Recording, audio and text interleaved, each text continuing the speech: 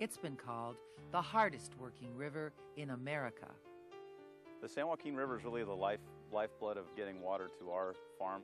The mighty San Joaquin, once home to one of the nation's largest spring salmon runs, engineered and repurposed to feed a hungry nation. But it came at the expense of drying up California's second largest river and decimating one of its largest salmon runs.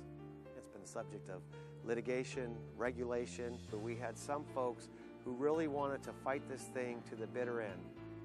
It's a story of California's water supply, water quality, fish, farmers, and a broken promise, and a battle that's pitted environmentalists against the U.S. government. A federal judge had made a decision that the Bureau of Reclamation was actually operating Friant Dam illegally.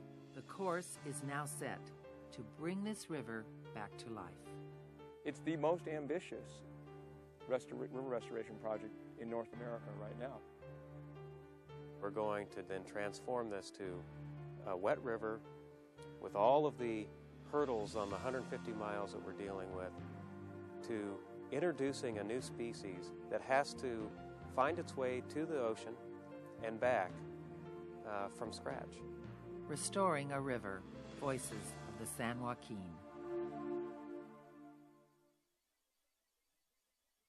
To some, it's been called a life source. To others, it's become a source of overwhelming uncertainty.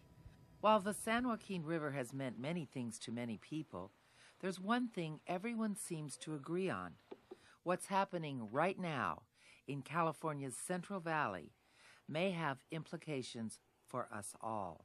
The restoration of the San Joaquin River is thought of as one of the largest restoration efforts of a river ever.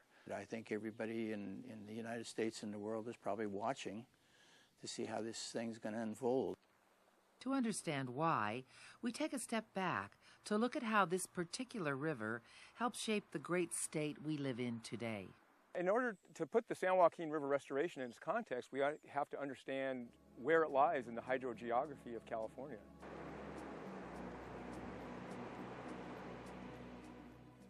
Let me take it from the Pacific Ocean. When the storms roll off the Pacific Ocean coming from the west, they find a friendly gap in the Sierra Nevada called the San Joaquin River.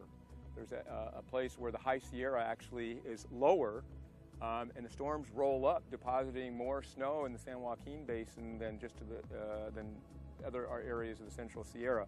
Historically, flows would come out of the San Joaquin River watershed mostly in the spring when the snow would melt, and it would come rushing down and then separate off into many different channels and create a marshland really, and then flow back into the San Joaquin River near the delta.